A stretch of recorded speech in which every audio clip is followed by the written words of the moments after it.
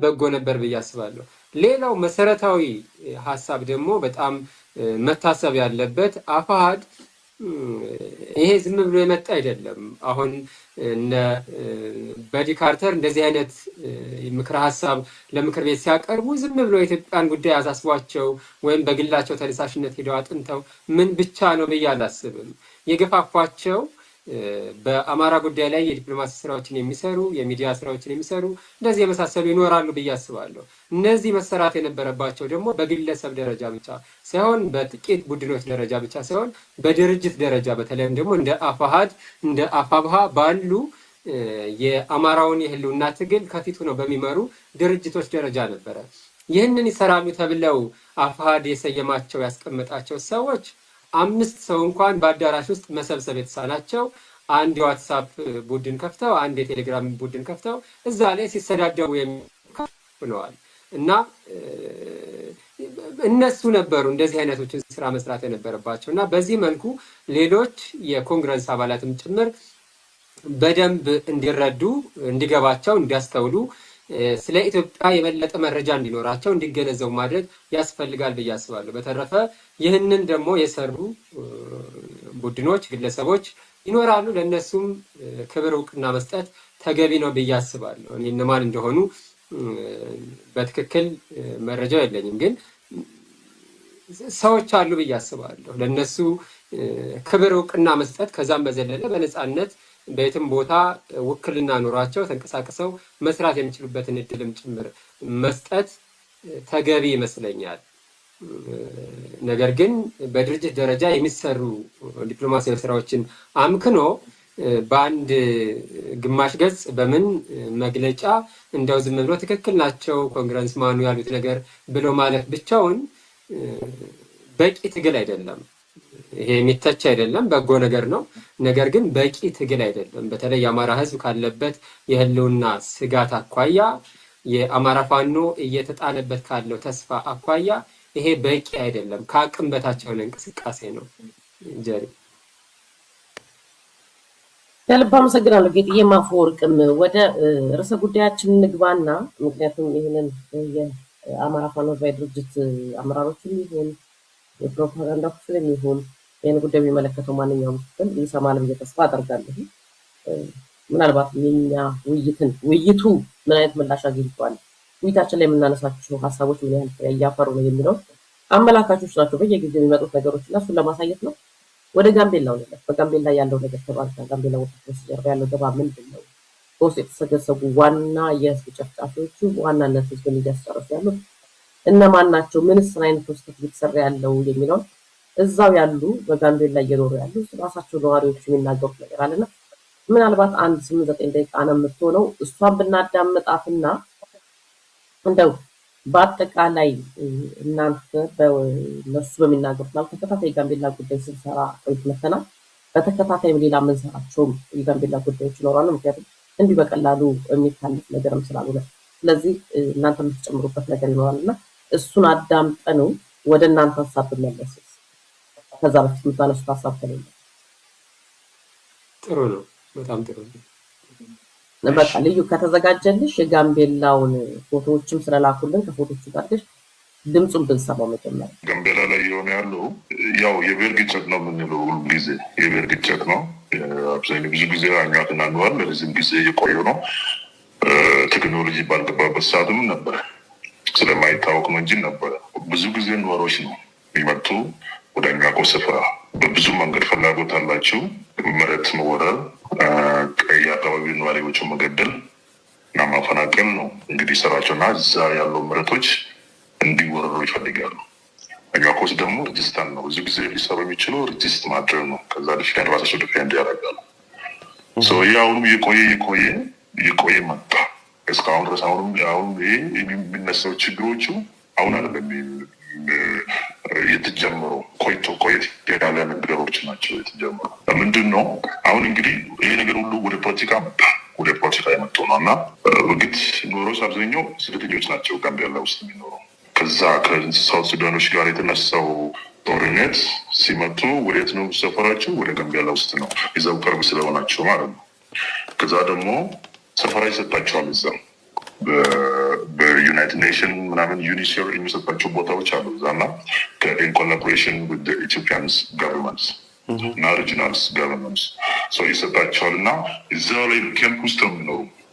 ያሉት ችግር ምንድን ነው? ሲመጡ ሁሉም ነገር ይዞ ነው የሚመጡ። መሳሪያ ምናምን ሳያስቀምጡ ነው የሚገቡ ወደ ካምፕ ውስጥ።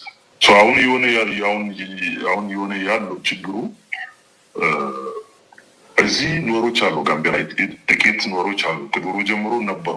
ስለዚህ ተመሳሳይ ስለሆኑ ከዛው ከካምፕ ውስጥ ጋር ያሉ አግሪመንት አላቸው። አንድ ብሔር ናቸው፣ የተለያየ ነገር የላቸው።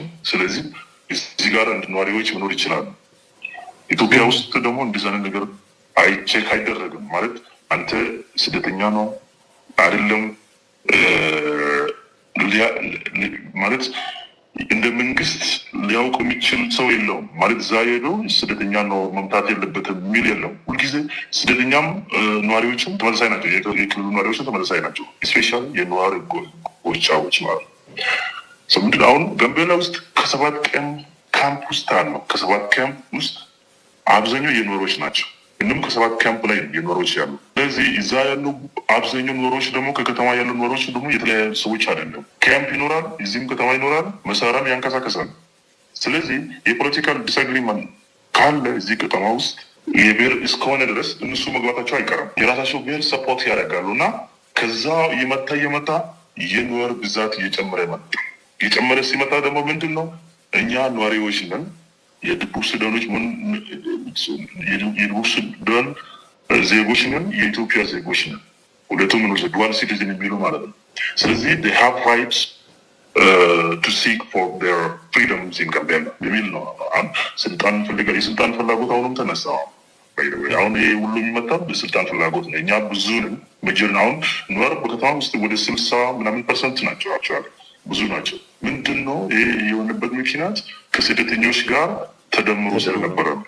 ተደምሯል። አክቹዋሊ ተደምሮ አሁንም አትለያችን። እርግጥ ከተማ ውስጥ አልነበረም ኖሮች እዛው ቀም ውስጥ ነው ቢኖር አብዛኛው። ግን ከዛ በኋላ ከደረገ በኋላ ከተማ ውስጥ መኖር ጀምሯል። የተወሰነ ብዙም አልነበረ። ከዛ በኋላ እየጨመረ መጣ። በዛ ሰዓት ደህና ነበር። አልፎ ግጭት ነበረ፣ ግን ያን ያህል አይደለም። አሁኑም በጣም የፖለቲካል ኢንቮልቭመንት ስለበዛ የነሱ የፖለቲካል ኢንቮልቭመንት ስለበዛ ከሳውት ሱዳን የመጡ ይሄ ዋይት አርሚ የሚባሉ የደቡብ ሱዳን የሪክ ማቻር ወታደሮች አሉ አይደለም የሚባለው። እነሱ እዚህ ካምፕ ውስጥ ጋምቤላ ውስጥ ነው የሚኖሩ። ባይ ዘ ወይ ቤዛቸው የእነሱ ቤዝ ጋምቤላ ውስጥ ነው። ጋምቤላ ከተማ ውስጥ ሳይሆን ውጭ ነው፣ ካምፕ ውስጥ ነው። ስለዚህ አሁንም እነዚህ አንድ ብሔር ስለሆነ ከአኟኮች ጋር አለመረጋጋት ካለ እነሱ ይመጣሉ እና ከዛ ረበሻ ያነሳሉ።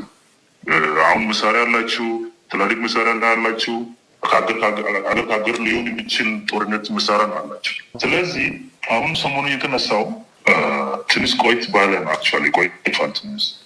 ምንድን ነው አንድ ልጅ ከሰፈሩ ወደ ከተማ ሲመጣ በእግሩ ቅርብ ቦታ ነው፣ መንገድ ላይ ተገደለ። እዛው እንግዲህ መንገድ ላይ ከከተማና ከነሱ አካባቢ መካከል ስደተኞች አሉ። ይህ ልጅ የገደለው ማን ልጠይቅ እንደምችል ስደተኞች እዛ ያሉ ስደተኞች ነው መጠየቅ ያለበት። ከዛ የገደሉ ሰዎች ሳይገኝ ቀረ ዝም ብሎ። ከዛ ምንድነው የዛ የልጁ ተወላጆች ምን አደረጉ? እንደገና ጥቃት ጀምሩ ደግሞ ሌሎች ጋር። ከዛ አለመረጋጋት እየጨመረ መጣ። ሴቶች የአኟክ ሴቶች የሆነ ዕቃ ገዝቶ ሲመጡ ወደ ከተማ መንገድ ላይ ከመኪና ወረዱ። አንድ 2 ሰው ተገደለ። 2 ሴቶቹ 5 ሴቶቹ ወደ ፖሊስ ጣቢያ ደርሷል። 2 ሰዎቹ ገሉ። እዛ ላይ በማን የተገደለው? በስደተኞች ናቸው። ይህ እነዚህ ተጠርጣሪዎች ችግር ተጠርጣሪዎቹ ሳይያዝ መንግስት እዚህም ከተማ ውስጥ ፎከስ ያደርጋል ማለት ሄዶ እነዛ ሰዎች ወደ ህግ ለማቅረብ ከማድረግ ልክ ምንድን ያደረገው ዝም ብሎ መረጋጋት ነው። በቃ እንፈልጋለን፣ ችግር ያደረገ ሰዎች እንፈልጋለን፣ ግን ተራራውን ቤተዋል።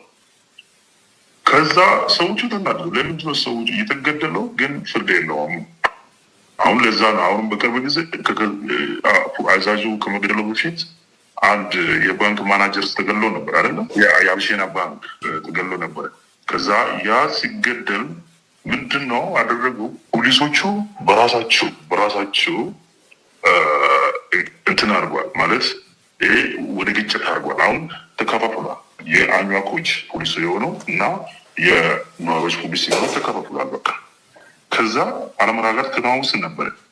አሁን ከ2-3 ቀን በኋላ አንድ ፖሊስ አዛዥ በጣም የቆየ ሰው፣ ታዋቂ ሰው፣ ትልቅ ሰው፣ ባለስልጣን ነው፣ በጣም ትልቅ ቦታ ያለው ወደ ስራ ቦታ ሲሄድ ያው ኃላፊነት ስላለበት ወደ ስራ ችግር ቢኖረም ወደ ስራ ቦታ ሄዷል። ወደ ስራ ቦታ ሲሄድ እዛው ስራ ቦታ ላይ ገደሉ። ነዋሪዎች ናቸው ሰው የገደሉ። አብሮ ከሱ ጋር የሚሰሩ ሰዎች ናቸው። በእርግጥ አንድ ሰው ተይዟል አሁን ተባለ፣ ግን አብዛኛው ውስጣቸው ያለው ነገር ነው የብሔር ግጭት ስለፈለጉ። ስለዚህ አሁን ያ ፖሊስ ወደ አሁን ተገደለ። በቃ የብሔር ግጭት እንዳለው አሁንም ወደ ዋናው ጦርነት አሁንም መደበኛ ጦርነት ገብቷል ማለት ነው። ኖሮች መጥቶ ከዛ አኟኮች ዲፌንስ ያለ ጥቃት ያደረገ ኖሮች ናቸው። አሁን እየመጡ ናቸው። አሁን እየተቃጠለው ራሱ ቤቶች አሉ፣ አይታችኋል አይደለም? ከስደተኞች እንዳለ ተሰብስበው መጡ እና አኟኮች አታክ ላይ ማድረግ ጥቃት አሁን እያደረሰ ያሉ ኖሮች ናቸው። ከደቡብ ሱዳኖች እንዳለ ተሰብስበው መሳሪያ ይዞ ትላልቅ መሳሪያ ይዘው አሁን ጥቃት እያደረሱ ነው። አኟኮች ላይ በጣም ጥቃት ያደረሱ ነው። ቤቱ ተቃጥሏል። መኪናዎቹ እየዘረፉ ነው። የመንግስት መኪናዎች እየዘረፉ ነው። ወስዷል ወደ ካምፕ ውስጥ።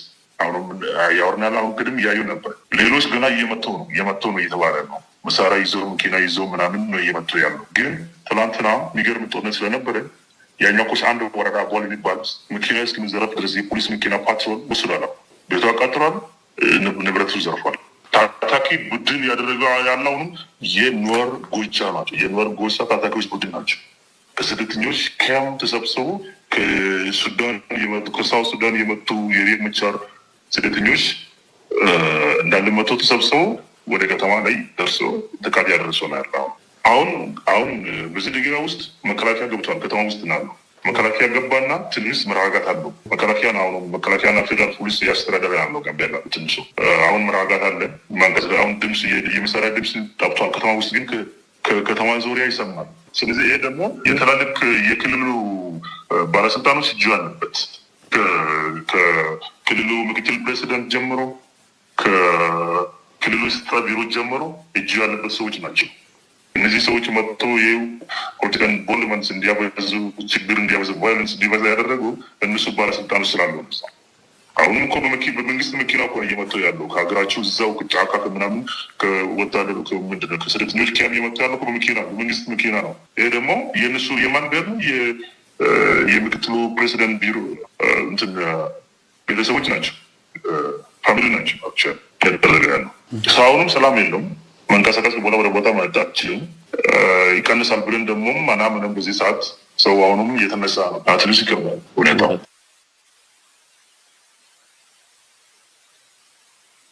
ይኸው ነው ጌጥዬ ማፈወርቅም አጠቃላይ ያለው ሁኔታ መጀመሪያ ላይ የብሔር ግጭት ለማድረግ ሞከሩ። ነገር ግን ዋናው በጋምቤላ ውስጥ ያለው ችግር እርስ በርስ መጋጨቱ የኖረ የነበረ ነው። ነገር ግን አሁን ፖለቲካውን የሚጫወቱት እነማን ናቸው?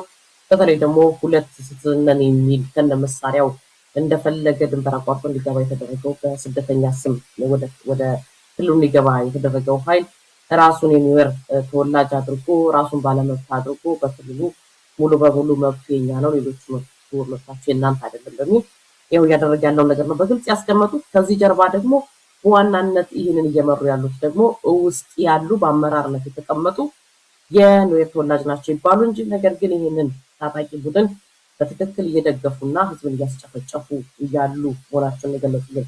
አሁን ይሄ መረጃ እየቀረበ ያለ መረጃ እየተቀያየርኩ ነበር ያለሁት እና አሁን እኛ ስቱዲዮ ከገባን በኋላ ራሱ አጠቃላይ ተሰብስቦ ለክልሉ ለራሱ ለሚመለከተው አካል በደረሰው ሪፖርት መሰረት እስካሁን ድረስ 110 ንጹሃን ዜጎች በግፍ ተገለዋል በዚህ በገባው በታጣቂ ቡድን።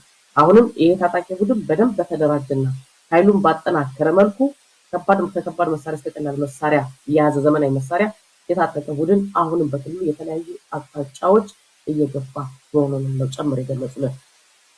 ስለዚህ የአካባቢው ነዋሪ ያሉትን ነገሮች ምንድነው እየተሰሩ ያሉት፣ የፖሊስ ኦፊሰሩ እንደተገደለ ማነው ገዳይ፣ ምንድነው እየተደረገ ያለው የሚለውን እና እስከነ ስጋቱን ያስቀመጠው እና በዚህ ብንጀምርና እናንተስ እንዴት አያችሁ? ምክንያቱም የጋምቤላ ጉዳይ እንዲህ በቀላል የሚታይ አይደለም ብሎ አሁን ደግሞ በተለይ ደግሞ በዚህ ደረጃ ውጥረት ውስጥ እንዲገባ የተደረገበት ምክንያት ምንድነው የሚለው ነው ወደ በኋላ እናደርሰዋለን። በአጠቃላይ ግን በተነገረ ነበር ወይም ደግሞ አሁን እየተካሄደ ባለው ነገር ላይ ምን ሐሳብ አላችሁ የሚለውን አፎርት ካንተ ልጀምር። አመሰግናለሁ። በመሰረቱ የጋምቤላ ችግር በአሁኑ ሁኔታ እንዲህ በሚገኝበት አሰቃቂና አደገኛ በሆነ መንገድ እየተስተዋለ ያለው አብይ አህመድ እያደረገ ባለው መንገድ ነው። እንደ ማሳያ ከኒካዎቻላና ከሌሎችም የጋምቤላ ተወላጅ ኢትዮጵያውያን ጋር አብረን ባደረግናቸው ውይይቶች አንዲት ሴት አለሚቱ ኦሞድ የምትባል ሴት የህዝብ ተወካዮች ምክር ቤት አባል የነበረች ናት። ነገር ግን አብይ በፈቃዱ የአኟክ ሰው ስለሆነች አኟኮችን ደግሞ በጣም ማጥቃትና የነሱን የዘር ማጥፋት ወንጀል ልክ ባለፈው እንደተደረገው ቀስ